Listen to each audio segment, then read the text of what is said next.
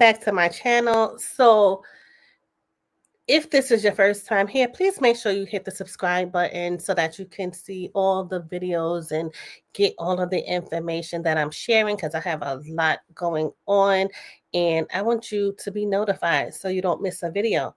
So data centers have been popping up all over, and a lot of people are not even aware of what a data center is and what a data center does. But we're going to get into this because data centers are probably what's responsible for some of these energy bills that are increasing. So if you notice that your electricity bill has increased, maybe you have a data center close by, and that's why the energy or the electric bill is increased. So a data center houses and manages critical IT infrastructure, including servers, storage devices, and networking equipment to process, store, and distribute data for applications like websites, email, and cloud services. So anything you do online, they provide data, right? And so these data centers house all of that information that is from these data centers. So let's take a look at this video right here and see um, more details about these data centers. That came out about these data centers that have been popping up everywhere, and they usually target these lower income rural areas. Better energy costs for them, but it literally screws all the people living there. And electricity bills apparently are through the roof around the nation because of these data centers. And then guess what's and here's the crazy part. The county commissioners can also serve legally as lobbyists to get these data centers in, and then take a commission or take a paycheck from these companies. Wow. So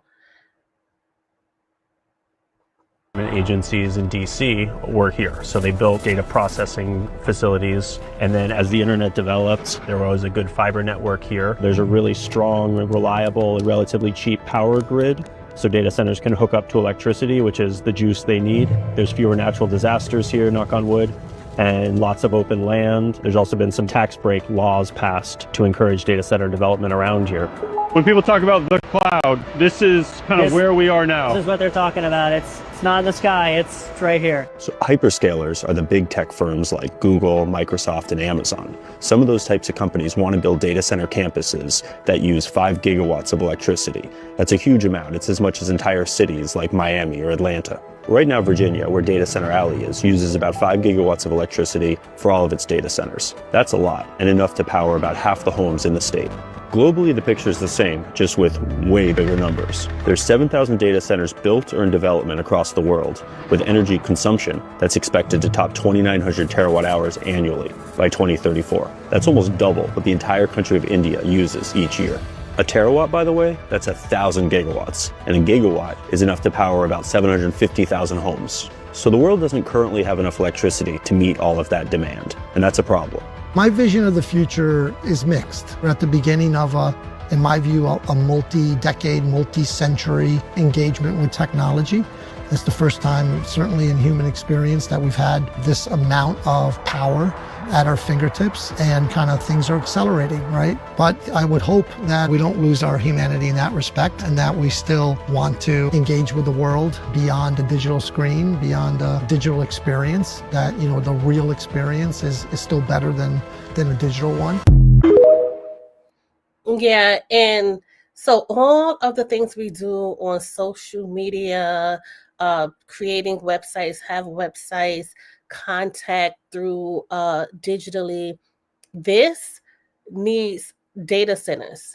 So, but they're saying that we're using so much that we may not even have enough data centers to power everything that we're using. So just imagine if we use even more, like more people are growing and using more data, we're going to need more data. How is that going to work when we need more data? So that's what he was saying. He hopes that, or it would seem that we need to also communicate and do things the old-fashioned way, because it seems like it's easier to just do everything online, but everything we do online needs data, needs power, needs electricity.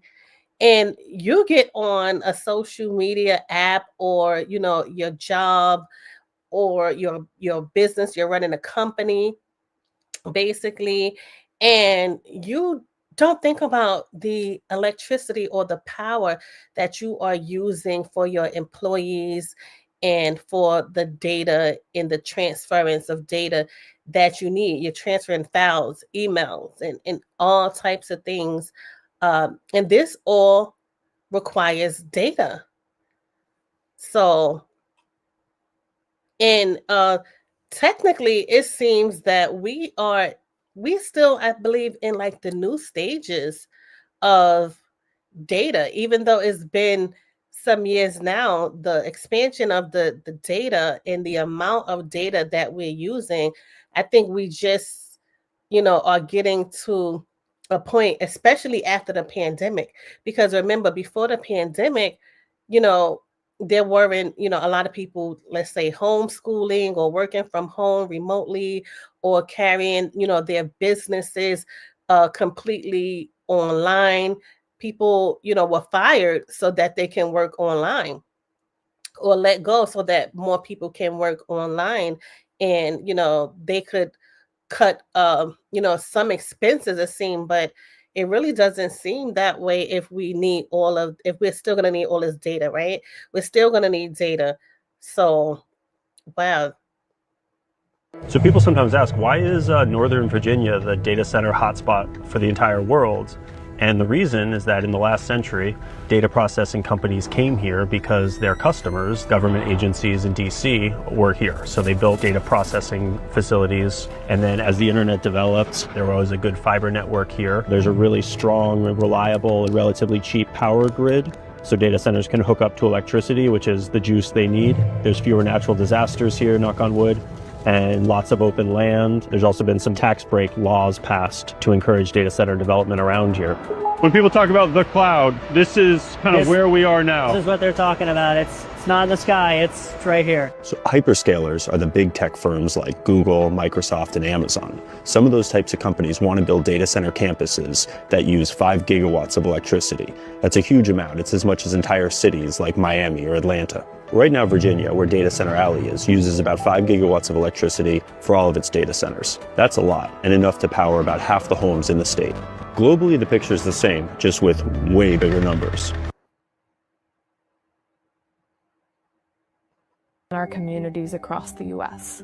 These data centers can consume as much electricity as a city and up to several million gallons of water every day. But where are they, and how close are they to where you live? Business Insider just published an interactive map so you can see where these data centers are, who owns them, and how much power we estimate they use. We identified 1,240 data centers across the US. You can search for data centers by their parent company, state, county, or zip code. You can also sort the table to see where the largest and most electricity-intensive data centers are. Data centers operate 24/7, emitting this really loud, droning noise that's so loud that one resident told us they had to move their family to sleep in the basement to escape the noise. Data centers in your state or community can also increase your electricity bills or use more of your clean drinking water. Where data centers are, who owns them, and how much power they use has been a closely guarded secret, until now. We hope you use this map to better understand how the AI boom is impacting our economies, our environment, and our lives. Read more about the true cost of data centers at businessinsider.com. So I guess that's something that we have to look at, because we all have to deal with it. So these data centers are popping up all over. We know, the big tech companies, they need a lot of data. I run a tax practice, and I'm just thinking, I know we use a lot of data to get our clients, services. We need to use a lot of data. Most of the things we do are computerized and done digitally. So that's a big deal. That's definitely a big deal for business owners, schools, colleges, even at home, being on a computer and being digital has become like a way of life. So that's something, it seems that people are going to be learning more or figuring out, how this can exactly be done more efficient, because what's going to happen if there is not enough data centers, enough power. I'm not saying we need more data centers, but maybe a way to use less power in a data center. But I guess we probably are not there yet. So tell me what you think about that. Join the conversation and let me know what you think, because like I said, your electricity bill could even be going up from that. And technically it's not our electricity, but I guess this is how they are able to cut costs and take money from residents. I don't know how fair that is either. So join the conversation and let me know what you think about this. Is your energy bill recently increased? Are you next to a data center? Let me know, and I will see you in the next video.